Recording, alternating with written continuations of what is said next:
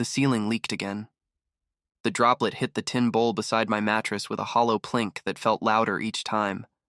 I lay there staring up at the stain spreading slowly across the plaster, thinking it looked a little like me. Tired, patchy, and close to giving up. Rent was 3 weeks overdue. My last paycheck had vanished on bills and the cheapest suppressant I could find. Even watered down, the stuff burned my throat like acid. But it was better than walking into interviews and watching the recruiter's face twist the moment my scent slipped past control. An unbonded omega. The words clung to me like mold, invisible until they ruined everything. I pressed the side of my face into the pillow and let out a humorless laugh. If shame were money, I'd be rich. Kim, the landlord's wife, had already warned me she'd opping find another tenant if I couldn't pay by Friday. The word another had stung.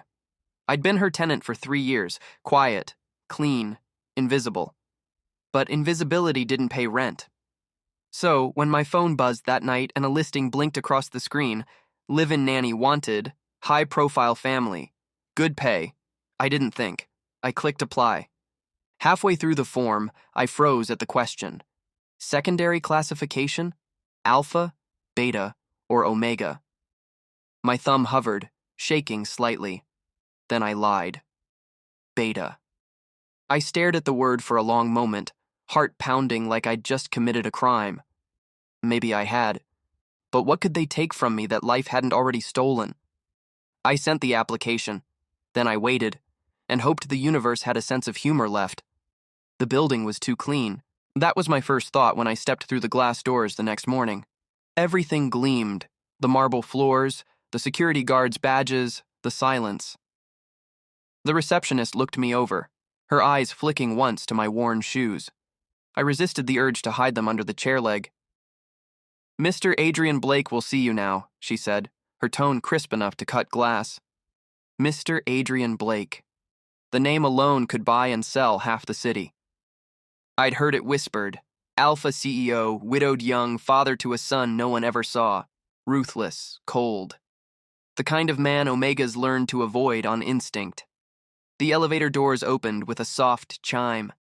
My reflection stared back from the mirrored walls. Hair neatly combed for once, shirt borrowed from the laundry rack downstairs, the faintest shadow of exhaustion under my eyes. I looked like I was pretending to belong. The doors slid open again, and there he was. Adrian Blake. He stood behind a desk that looked carved out of some dark, ancient wood. His posture was perfect, his expression carved from stone. The scent that hit me was pure alpha, cold pine, clean smoke, authority. I bit the inside of my cheek, willing my scent suppressants to hold. His gaze lifted to mine, dark, assessing. He didn't speak for several seconds. Long enough for me to wonder if I'd already failed whatever invisible test this was. Finally, his voice, deep, precise. You're a beta? Something reckless inside me surfaced. Only on weekdays. His brow twitched, the faintest, almost imperceptible movement. But it was there. A flicker. Sit. I obeyed. He picked up my resume, skimmed it once, then set it down. You have no formal training with alpha children. No formal anything, I admitted. His eyes lifted. You're aware this position requires structure, not sentiment. My son doesn't need affection. He needs discipline. There was something bitter in his tone, like the word affection tasted like poison. I swallowed. Understood. He leaned back, studying me, silent for so long that my palms started sweating. Then he said, almost absently, You start tomorrow. My heart stuttered. Wait, that's it? He met my gaze. Do you want me to change my mind? No, sir. Good. Mrs. Kim will show you the quarters. Don't be late. He turned back to his paperwork as if I'd already ceased to exist. And maybe to him, I had. But my chest was tight with something I hadn't felt in a long time. Hope, however foolish. The house was larger than any building I'd ever been inside. Each step echoed. The walls were painted in muted creams and grays, the kind of colors that made silence louder. Mrs. Kim, the head housekeeper, guided me upstairs, and stopped outside a smaller door near the end of the hall. "This will be your room. The boys' is next door. You'll keep to the nursery wing unless called." The boy, not his son. The way she said it, distant, careful, told me more than any warning could.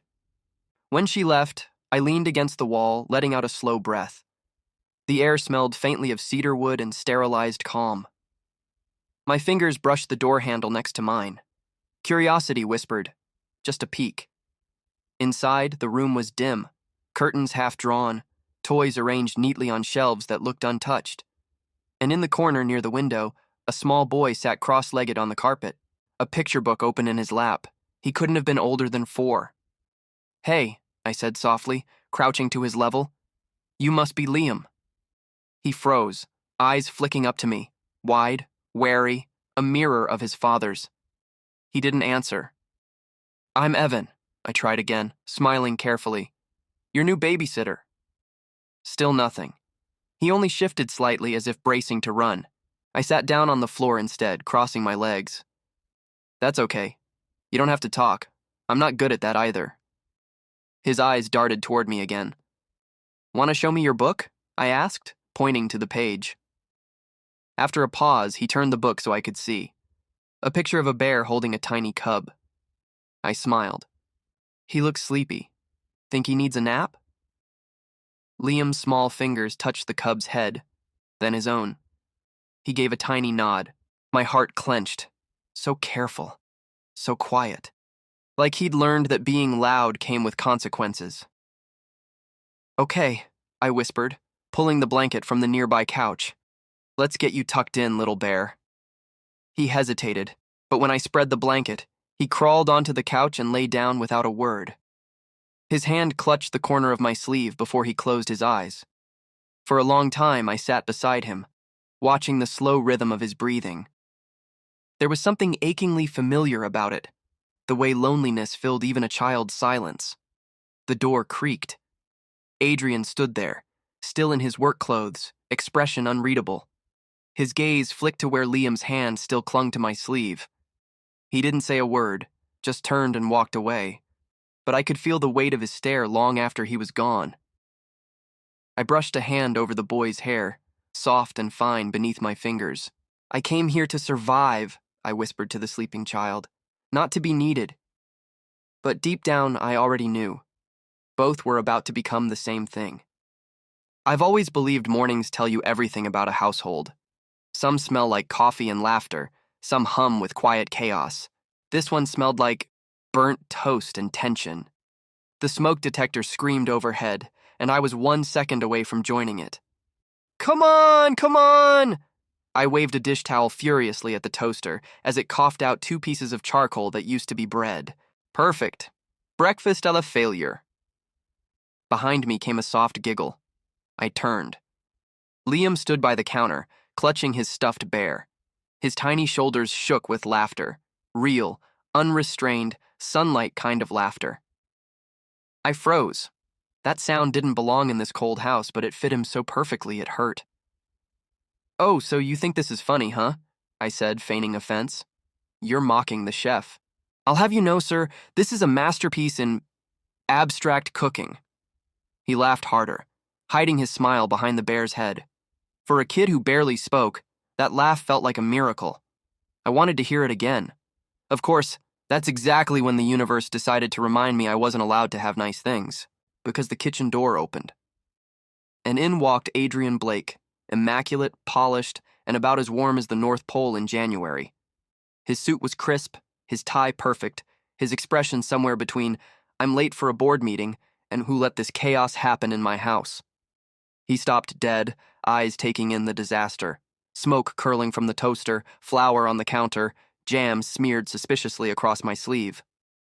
And then, his voice, low, calm, cutting, "You managed to turn breakfast into a crime scene." I blinked. "Better than starving your kid." His gaze snapped to mine, sharp as a knife. For a heartbeat, I regretted it. Then his lips twitched. Just barely. If you blinked, you'd miss it. The ghost of amusement that softened his face for half a second. He exhaled through his nose, turning away before I could read him. Liam, go wash up. I'll have Mrs. Kim prepare something edible. Liam hesitated. Then, to my shock, he tugged my sleeve gently.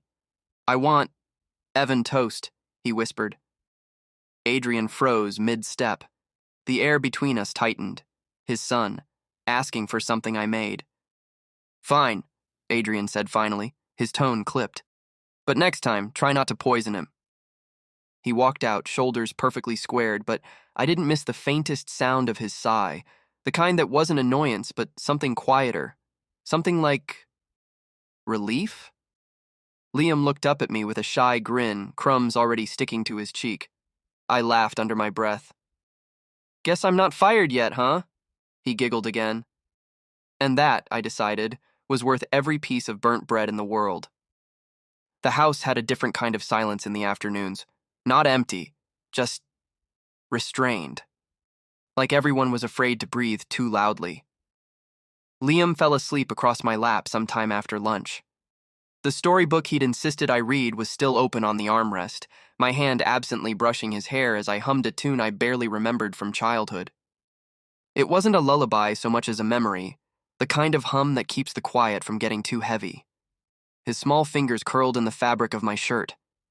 I smiled, watching his chest rise and fall, slow and peaceful. That's when I felt it, that prickling awareness that someone was watching. I glanced up. Adrian stood in the doorway, silent as shadow. He wasn't in his suit now, just a crisp white shirt, sleeves rolled up, a loosened tie. The kind of sight that should have belonged to a man at ease, but nothing about him ever seemed at ease. His gaze flicked from my hand in Liam's hair to the boy's sleeping face. There was something raw in his expression, fleeting, but unmistakable. Guilt? Longing? Both? He spoke quietly, voice softer than I'd ever heard it. Don't get attached. He forgets easily. I looked down at Liam, his cheek pressed against my leg, and then back at Adrian. That's not something you should teach a kid, I said before I could stop myself. His eyes met mine, unreadable. Then, without another word, he turned and walked away. The door clicked shut, leaving me with the steady rhythm of Liam's breathing and a weight in my chest I couldn't name. Evening came with whispers. As I was washing the dishes, a voice spoke behind me, soft, cautious. You're new, said one of the maids, a beta woman maybe in her 30s, kind eyes, weary smile. I'm Tessa. Evan, I said, returning the smile. If you couldn't tell by the smoke damage in the kitchen. She chuckled lightly, then glanced toward the hallway before lowering her voice. A word of advice. Don't let Mr. Blake see you getting too close to the boy. My hand stilled. Too close?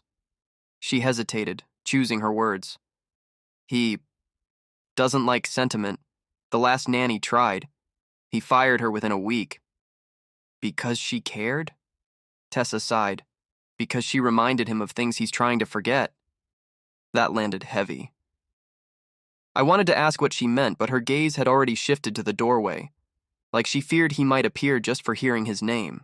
After she left, I stood at the sink, fingers wrinkled from soap and water, staring at the dark window. Outside, the reflection caught him, Adrian, across the courtyard, standing near the edge of the garden. Alone. No phone, no company. Just him, hands in his pockets, looking at nothing. For a man who ruled entire boardrooms, he looked lost. The evening light hit his face, softening the hard lines, and I thought, not for the first time, that there was more to him than what he showed.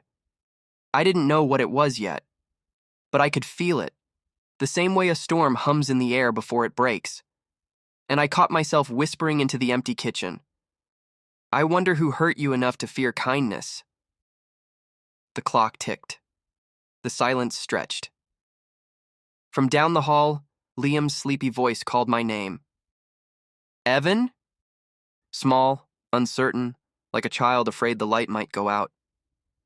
I dried my hands and went to him, because maybe that's what we both were, people pretending we didn't need warmth until someone reminded us how it felt.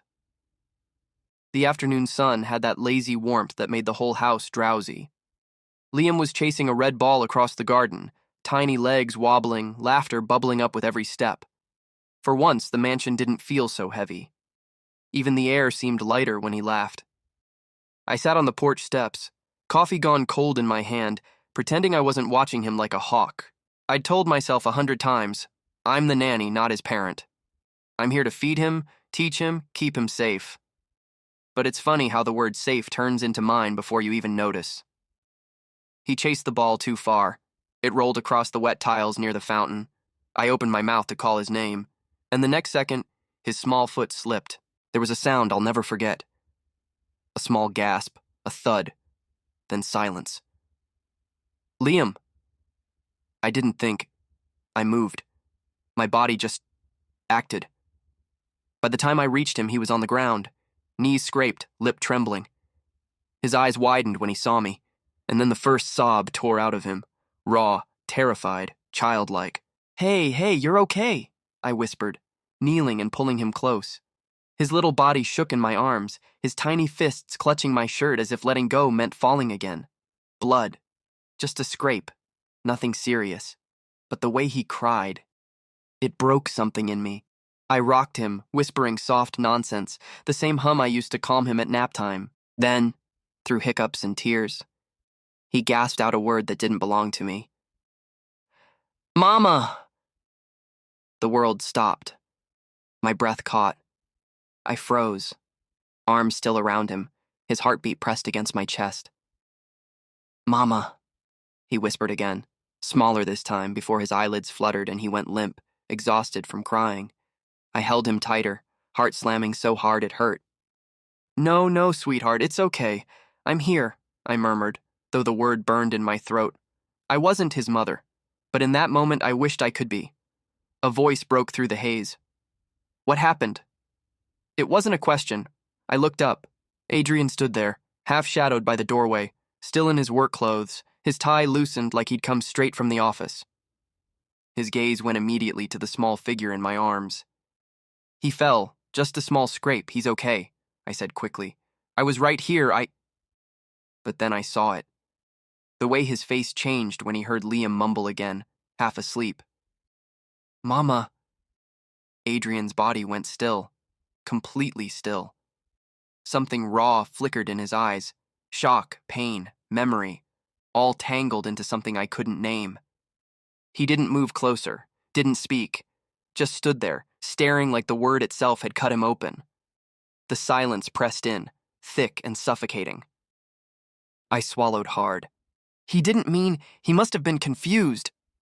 Adrian's voice came out low, rough around the edges. He's not confused. I froze. He looked away, jaw tight, hands clenched at his sides. You remind him of someone he lost. His tone was calm, but every word trembled under control. That's when it hit me. Like cold water. Liam's mother. Gone. And just like that, every strange rule, every unspoken distance in this house made sense. The lack of photos, the way Liam's room was spotless, untouched, like a memory preserved. I looked down at the boy sleeping against me and felt guilt twist deep in my chest. I'm sorry, I whispered. I didn't mean to. Adrian cut me off. You didn't. Life did. His voice cracked, so faint I almost thought I imagined it. Then he turned sharply and walked back into the house. The wind rustled the garden leaves, and the silence that followed was almost cruel. I stayed there for a long time, holding the boy who wasn't mine, wondering if I'd just stepped into a wound I could never fix. That night, the house felt different. Still quiet, but softer somehow, like even the walls were holding their breath. Liam slept soundly for the first time in weeks. I checked on him twice, once to make sure he was okay, and again just because I couldn't stop myself. When I finally went back to my room, exhaustion hit all at once. I barely managed to sit on the bed before there was a soft knock on the door. 3 taps, precise, hesitant. I opened it. Adrian stood there, not the cold CEO version, but something else. Sleeves rolled, tie gone, eyes shadowed. For a man so controlled, he looked strangely lost. He slept better tonight, he said quietly. I nodded. Yeah, he... He didn't wake up once. Adrian hesitated, gaze dropping for a second before finding mine again. You should stay close. He needs stability. The words sounded practical, emotionless, but his voice trembled, just slightly, betraying what his face didn't. Something in his hands caught my eye, the way his fingers flexed, restless, shaking. He noticed me looking and quickly shoved them into his pockets. Good night, Evan. Good night, I whispered. He turned, steps slow, deliberate, but I could tell. Every part of him was fighting to keep the distance he'd built around himself. When the door clicked shut, I leaned back against it, heart pounding. He hired me, not my heart.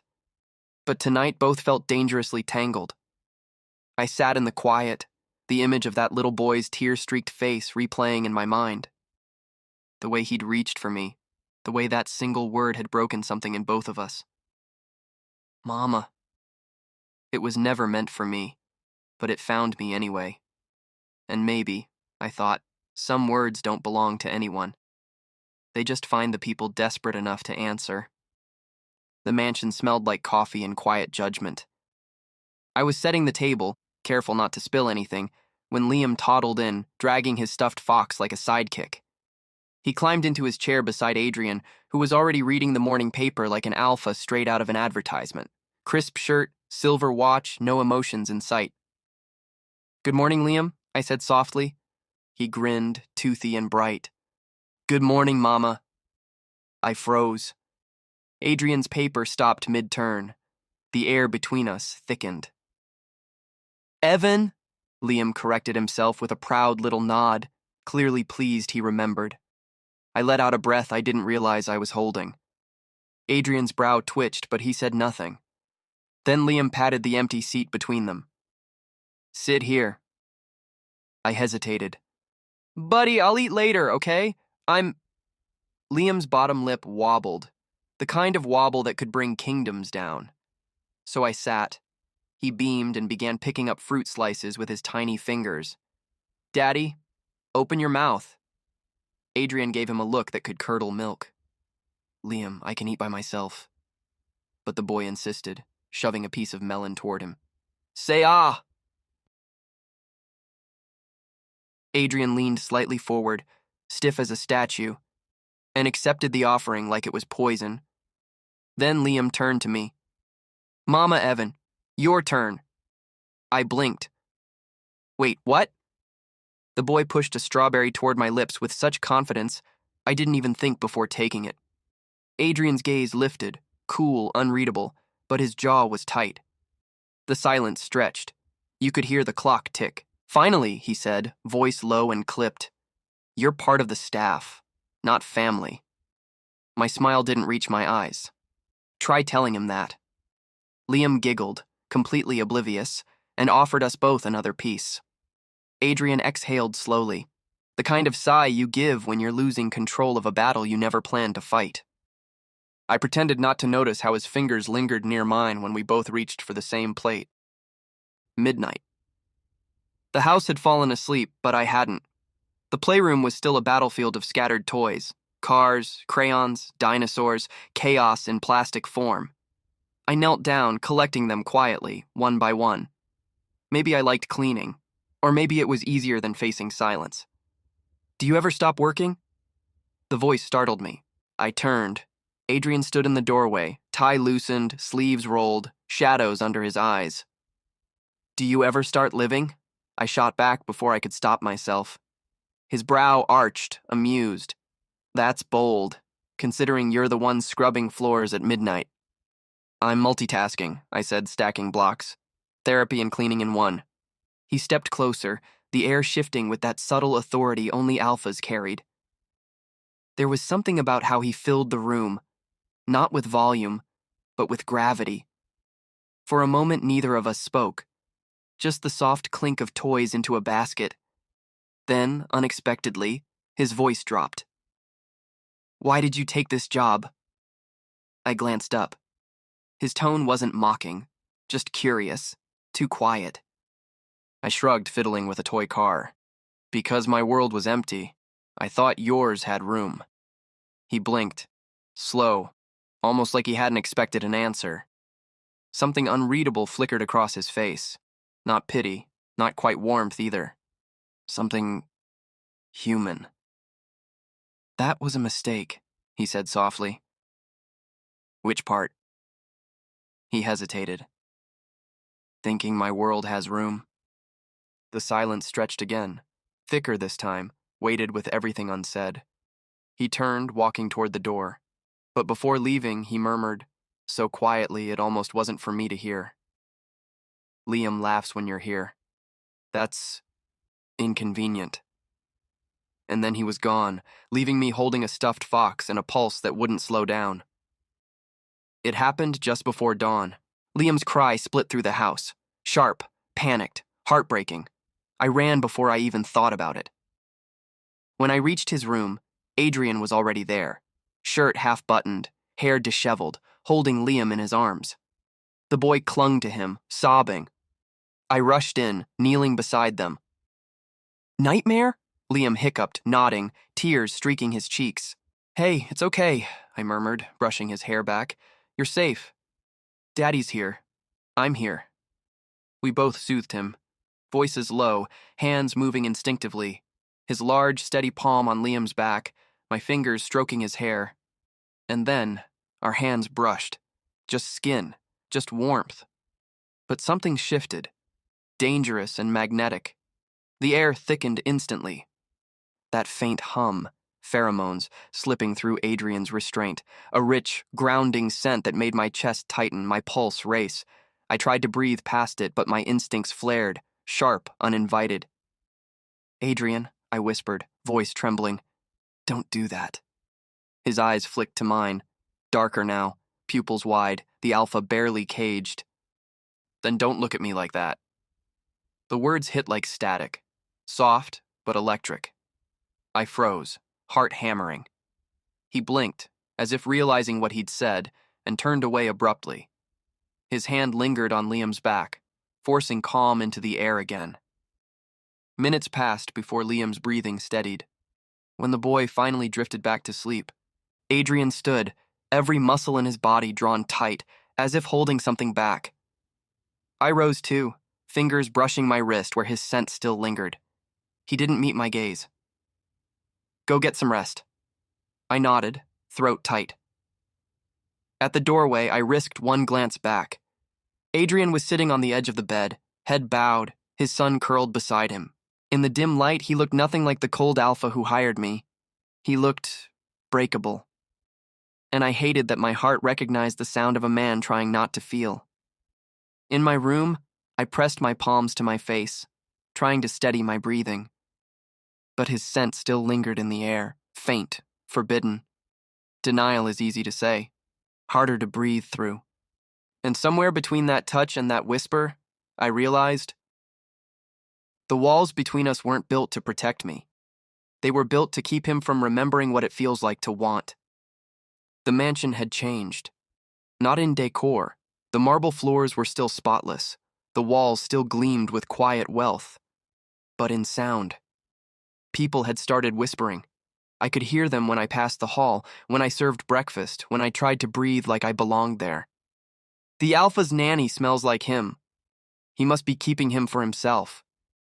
No wonder the kid calls him mama." Each word cut sharper than the last. I laughed it off at first, or tried to. But the laughter came out thin, brittle. By afternoon, I couldn't even look at Adrian. Every step I took near him felt like walking on glass. So I hid, in my room, curtains drawn, pretending to fold clothes that didn't need folding.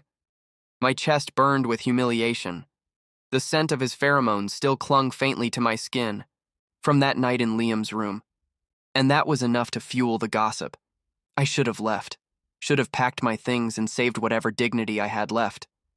But then, it hit. The heat. It came suddenly. Too soon, too sharp, flooding my body with warmth and confusion.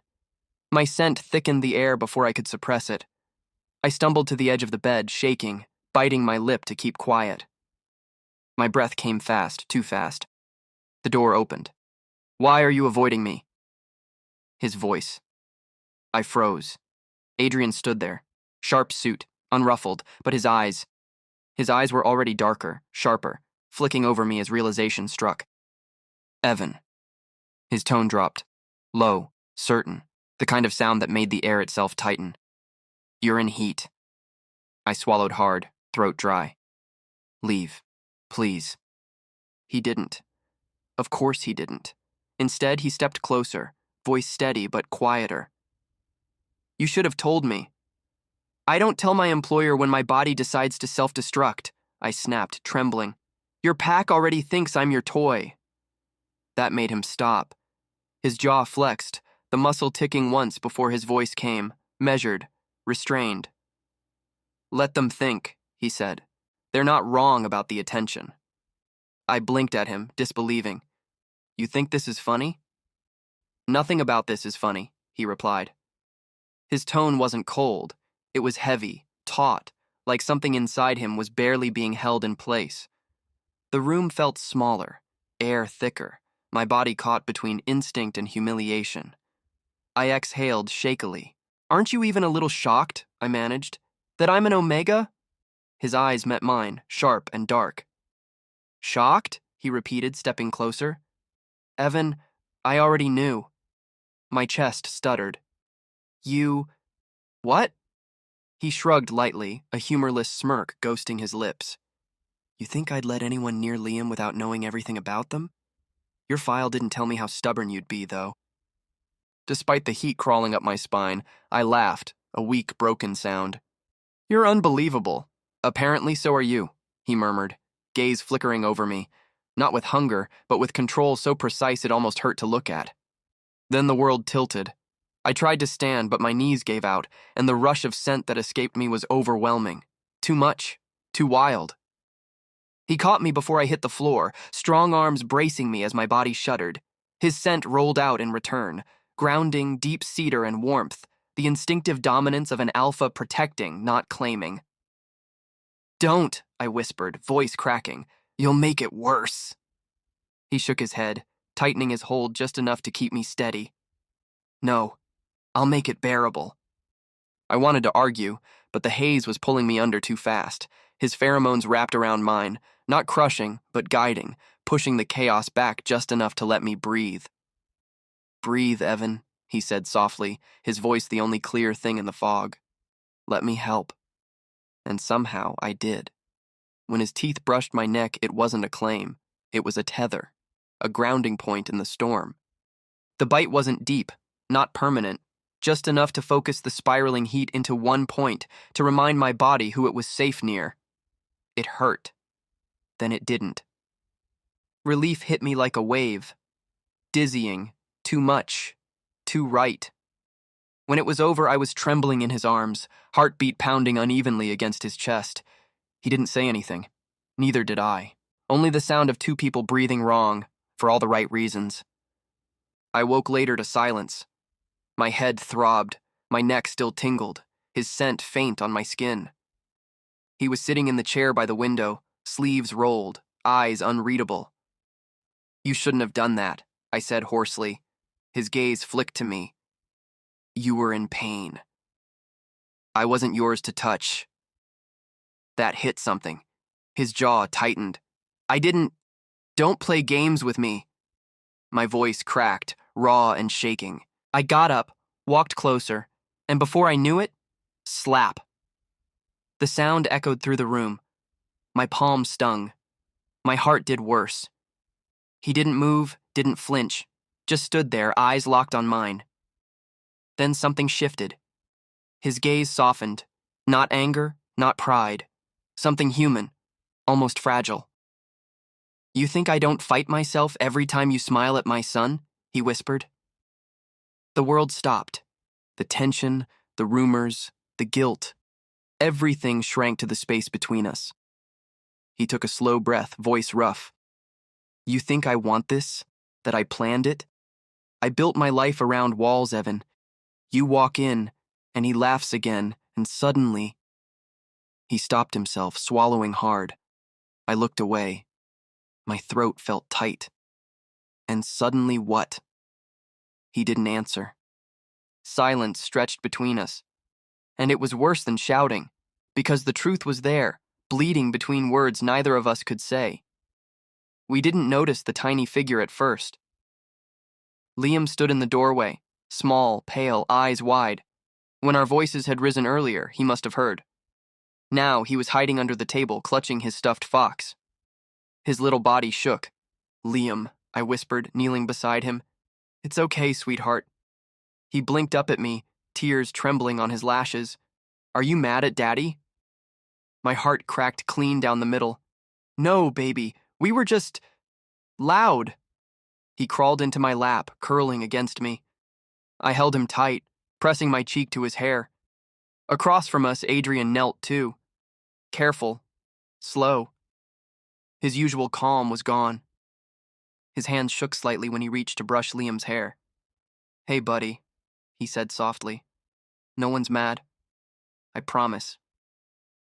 Liam looked between us, small voice barely a whisper. "Can we stay like this?" The question pierced something deep. Adrian froze, and for a moment I saw it again. That flicker of emotion he never let anyone see. He looked at us, at his son in my arms, at the way I was holding him without fear. And something inside him broke.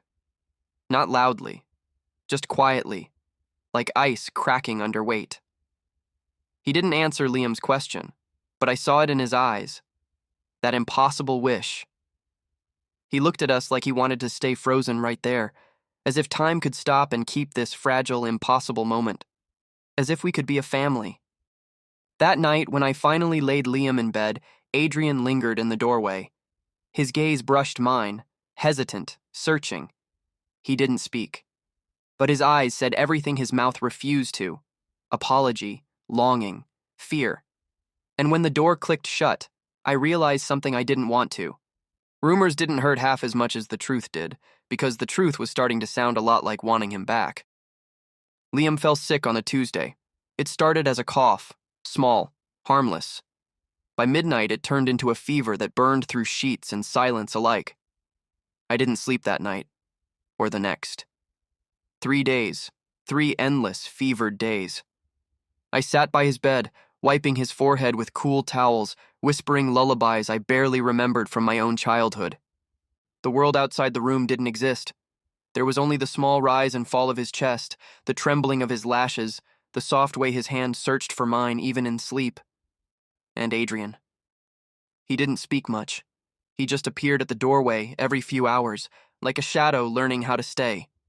He brought me coffee once, wordless, steaming, the smell cutting through exhaustion. Another time, a blanket. Once, he quietly replaced the cold towel in my hand with a warm one. We didn't look at each other often, but when we did, something wordless passed between us. A truce, fragile and real. By the 3rd day, Liam's fever finally broke. I sagged back in my chair, nearly in tears. My body ached. My mind was somewhere between relief and collapse. Adrian stood across the bed watching us both.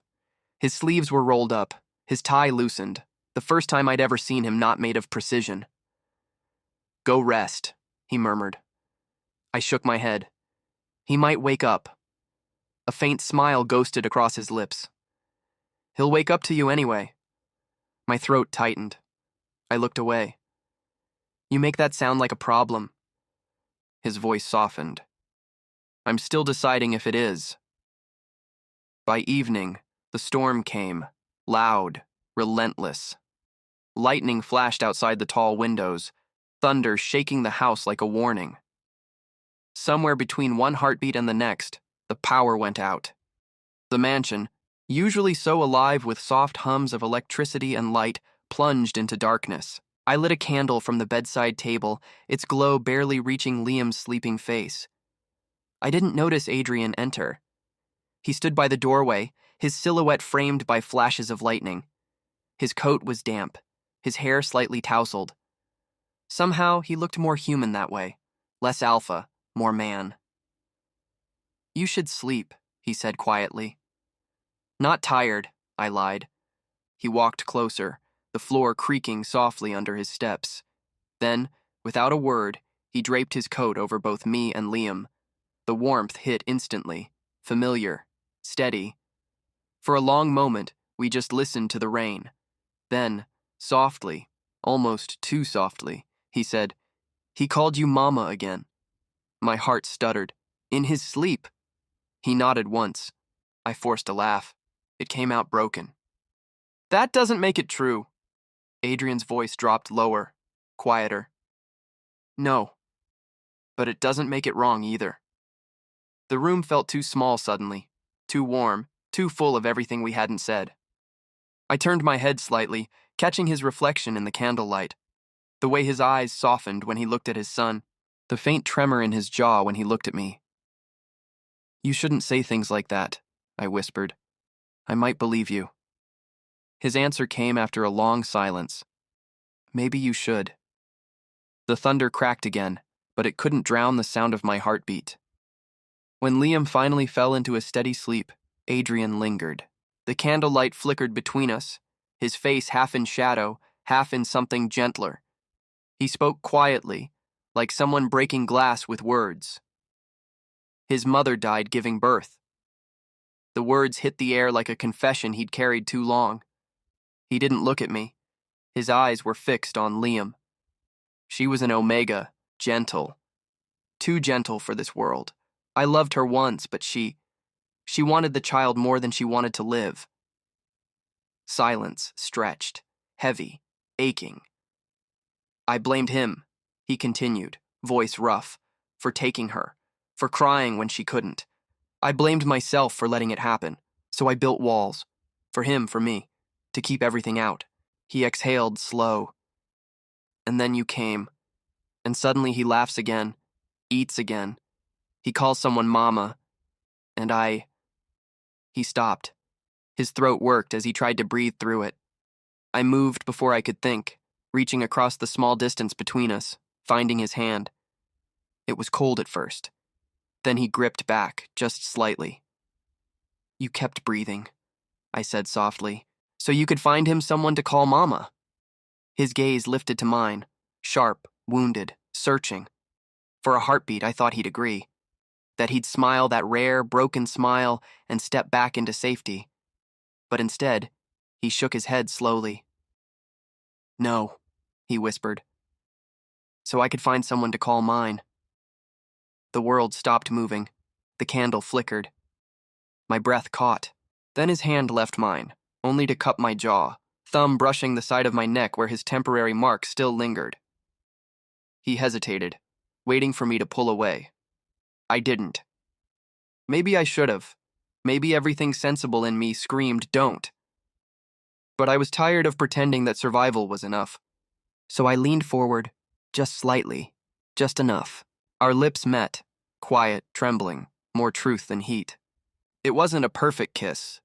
It was raw, hesitant, messy, like two people learning to breathe the same air after years of holding it in. His scent surrounded me again, warm cedar and rain, steady against my storm. When we finally broke apart, the air between us felt different. Not safe, not simple, but real.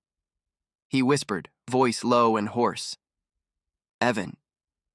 I pressed a finger to his lips. "Don't ruin it with words." He smiled, small, sad, but genuine. And when he left the room that night, his coat still wrapped around me, I finally realized what scared me most. Not the rumors, not the past, not even the mark on my neck. It was the way his name felt when my heart whispered it, like it already belonged there. It started with a headline, big, bold, and cruelly bright. Alpha CEO living with his son's Omega nanny? By noon, my name was on every gossip site. By 2, the house was surrounded by reporters. By evening, my stomach was a battlefield. I hadn't even opened my phone since the story broke. I didn't need to. The whispers from the staff, the flashing cameras outside the window, the buzzing calls from unknown numbers. They said enough. Adrian, of course, stayed calm. He always did. He walked into the living room in his immaculate black suit, jacket unbuttoned, tie slightly askew, a rare imperfection that only made him more dangerous. I stood by the stairway, clutching Liam's stuffed bear like it might shield me from the storm. "Don't go out there," I whispered. They'll twist your words. Adrian turned to me, eyes steady. Then I'll give them words that can't be twisted. Before I could stop him, he was already stepping outside. Through the window, flashes of light erupted as microphones stretched toward him like spears. Mr. Adrian, are you in a relationship with your nanny? Is she the reason your late wife's family cut ties with you? Did you mark him? For a moment, he just stood there, calm, composed, unflinching. Then, in that low, commanding tone that could silence a boardroom or a pack, he said, "He's not just my son's nanny." The crowd hushed. Even the rain seemed to pause. "He's my family." The reporters exploded again, shouting, scrambling, spinning his words into headlines that would break the internet.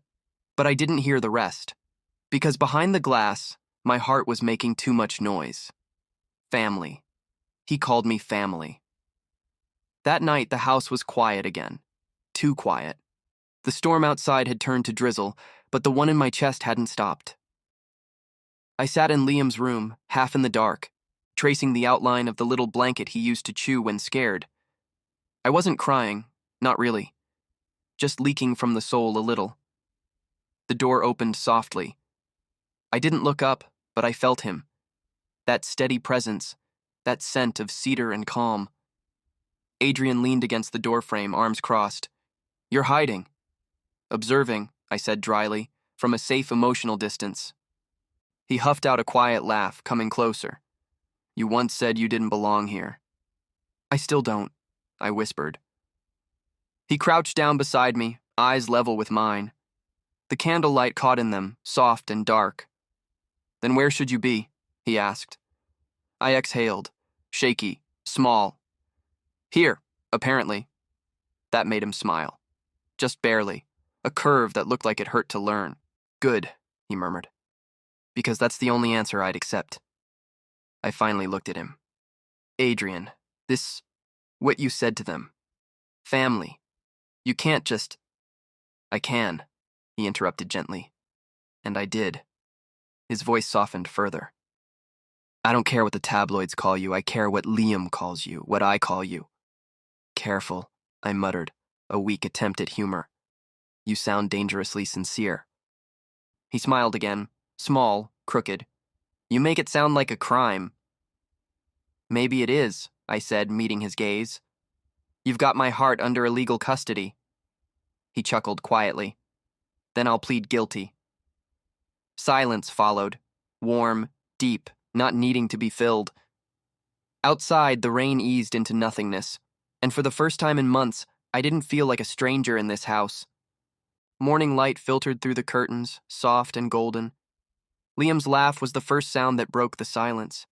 He barreled into my legs, arms outstretched, cheeks flushed with that same mischief I'd fallen helplessly for. "Mama!" he giggled, pressing his face against my stomach. I froze, not because it was the first time, but because Adrian was standing right behind him. This time I didn't correct him, didn't stammer out, "No, sweetheart, I'm just Evan." Didn't hide the warmth that flooded my chest. I looked up. Adrian was watching us. Not the CEO now, not the alpha with sharp edges and walls made of grief. Just a man. A father. His expression softened as he walked closer. Liam looked up at him, still hugging me. "Daddy, Mama made pancakes." Adrian arched an eyebrow. "Did he now?" My mock defensive, "Burnt only 3 this time." Adrian muttered, "Progress."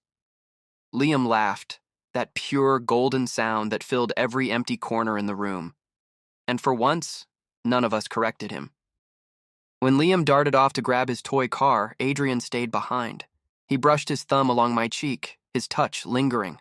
"Told you," he said quietly. "Some mistakes are worth keeping." I swallowed, blinking fast. "You're calling me a mistake now?" He smirked, voice low. "A beautiful one." The world outside could gossip, scream, twist. But in that small kitchen, surrounded by sunlight and burnt pancakes, I realized something simple. I wasn't the help. I wasn't the outsider. I wasn't even just his son's caretaker. I was home. I was just his nanny, until his son taught me how to stay.